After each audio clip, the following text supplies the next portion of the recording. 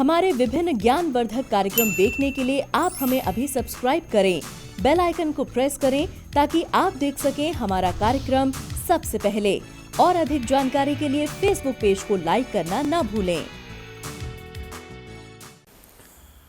जय माँ इंद्राक्षी।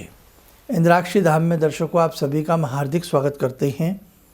आज के दिन जिन जातकों का जन्मदिवस है, मैरिज एनिवर्सरी है, उन सभी को हमारी तरफ से बहुत बहुत शुभकामनाएं। आज है मौनी अमावस्या। आज अति उत्तम दिन है। आज यज्ञ दान आदि करने का अति उत्तम समय है। विशेष प्रकार की चर्चा आज के इस माध्यम के बारे में हम आपसे करने वाले हैं। आइए पहले हम पंचांग देख लेते हैं।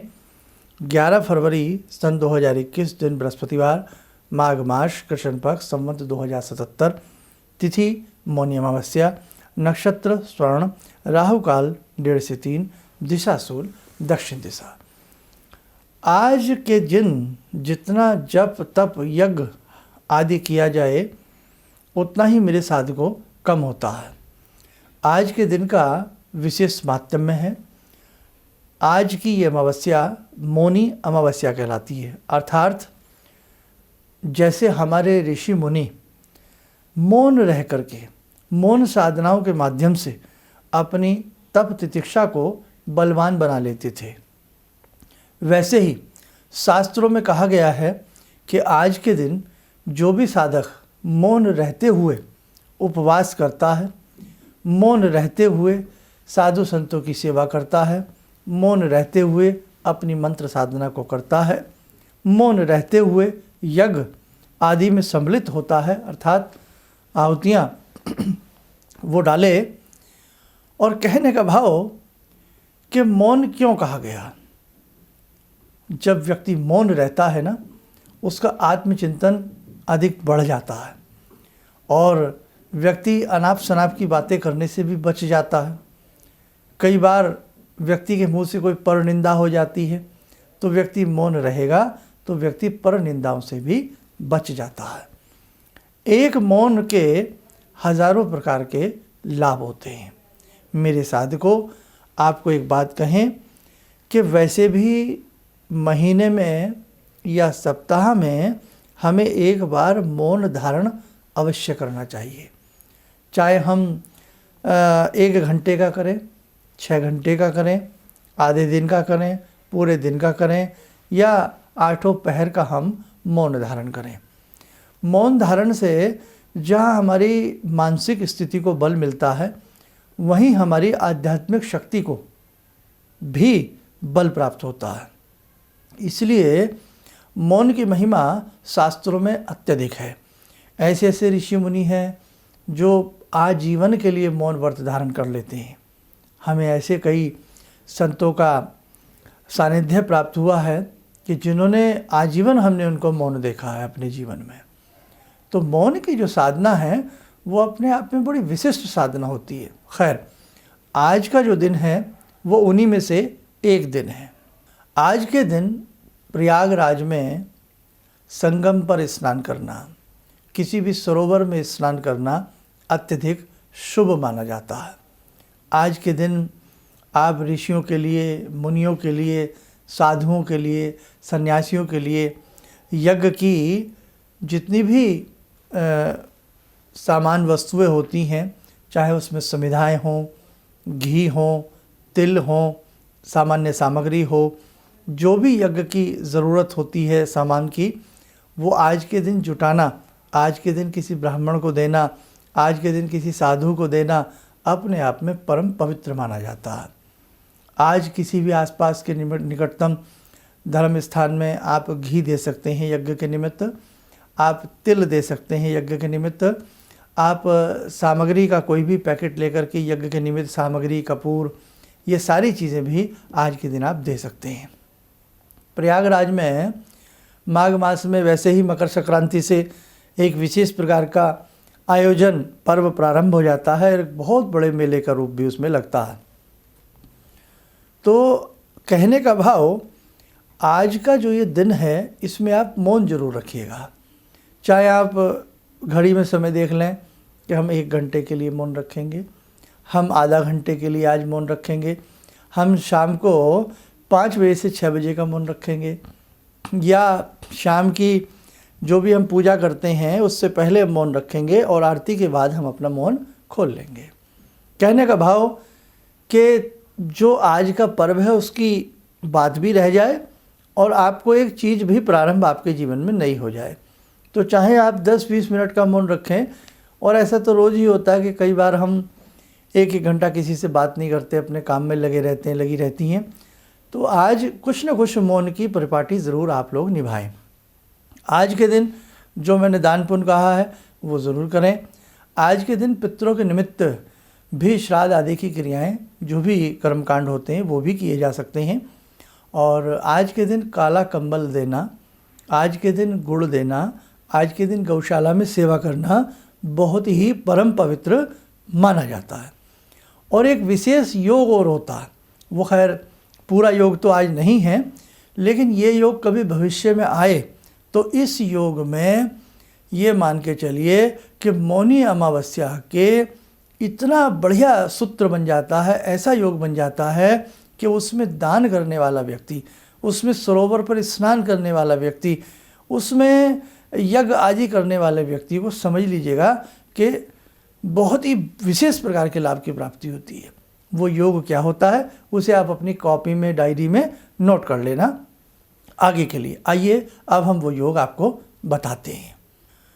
मौनी अमावस्या के दिन यदि रविवार हो, रविवार के साथ साथ व्यतिपात योग हो और श्रवण नक्षत्र हो, यदि ऐसा योग बनता हो तो उस योग को अर्धोदय योग कहते हैं।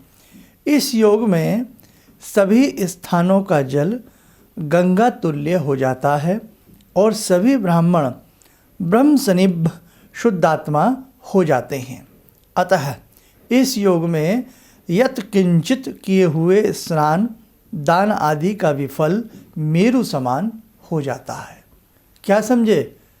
मौनी अमावस्या हो, दिन रविवार का हो, स्वर्ण नक्षत्र युक्त हो, तो ऐसा योग बहुत ही अच्छा योग बन जाता है। और इस योग में किसी भी शुभ शुद्ध सरोवर में स्नान भी गंगा तुल्य स्नान हो जाता है और उस दिन किया गया दान की महत्ता अत्यधिक बढ़ जाती है। तो मेरे साधकों, आज आपसे कोई गौशाला में सेवा, तिल का दान, गुड़ का दान, यज्ञ आदि हवन की सामग्री मंदिर में देना, ब्राह्मण को भोजन कराना, अपने पितरों के निमित्त कोई भी फल आदि, मिष्ठान आदि दान करना और गायत्री मंत्र का जपना, अपने इष्ट मंत्र को जपना, किसी भी मंत्र से, खास तौर से गायत्री महामंत्र से या नवारण मंत्र से यज्ञ आदि करना अत्यधिक परम शुभ माना जाता है। आइए, समय हो चला है आज की ध्यानमाला का। आज की ध्यानमाला में जुड़ते हैं भगवान शंभु से, भगवान शिव शंकर से। ओम आत्मा त्वं गिरिजामति सहचरा प्राणा शरीरं गृहं पूजा ते विषयोपभोग रचना निद्रा समाधिस्थिते संचारा पदयो प्रदक्षिण विदेः श्रोत्राणि सर्वागिरो यद्यात् कर्म करोमि तद्दखिलं शम्भोस्तवाराधनम् चन्द्रोद्भासित शेखरे स्मर हरे गंगाधरे शंकरे सर्पे भूषित कंठ कर्ण विवरे नेत्रोत्तवे स्वानरे दन्ते त्वकृत सुंदरां वरदरे त्रैलोक्यसारे हरे मोक्षार्तिं कुरु चित्तवृत्त्यमचलं मन्येस्तु किं कर्म वे वन्दे देव उमापतिं सुरगुरुं वन्दे जगत्कारणं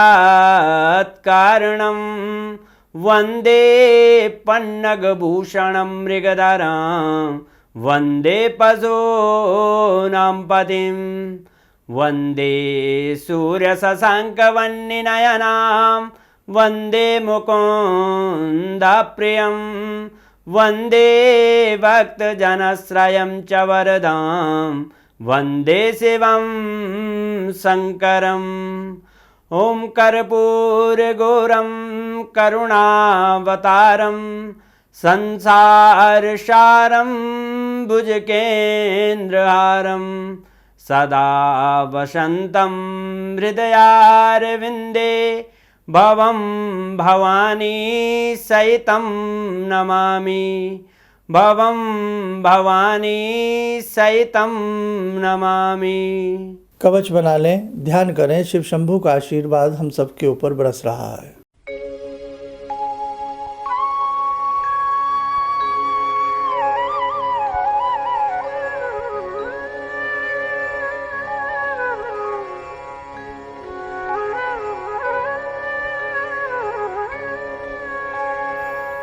ओम बोलते हुए नेत्र खोलें, सामान्य हो जाए। देखो मेरे साधकों, भारतवर्ष में और सनातन धर्म में ही हमें एक ऐसा सुंदर अवसर प्राप्त होता है कि जिसमें हम अपने जीवन को भगवान की डोर में बांधते हुए हम परम मोक्ष की तरफ चले जाते हैं। और हमारे ऋषियों का एक ऐसा विशेष उपकार हमारे ऊपर रहा है कि समय समय पर उन्होंने हमें चेताया है कि बेटा आज ये तिथि है, बेटा आज ये दिन है, बेटा आज ये त्यौहार है, आप ऐसा ऐसा कर लेना। क्यों कहा है? ताकि हम मोक्ष की तरफ जा सकें, ताकि हमारा पतन ना हो, हम उत्थान की तरफ जा सकें, हम आध्यात्मिक पगडंडी के एक शानदार मुसाफिर बन सकें, है ना, भगवान की सनिधि, भगवान की प्राप्ति कर सकें, शुभ कर्म कर सकें।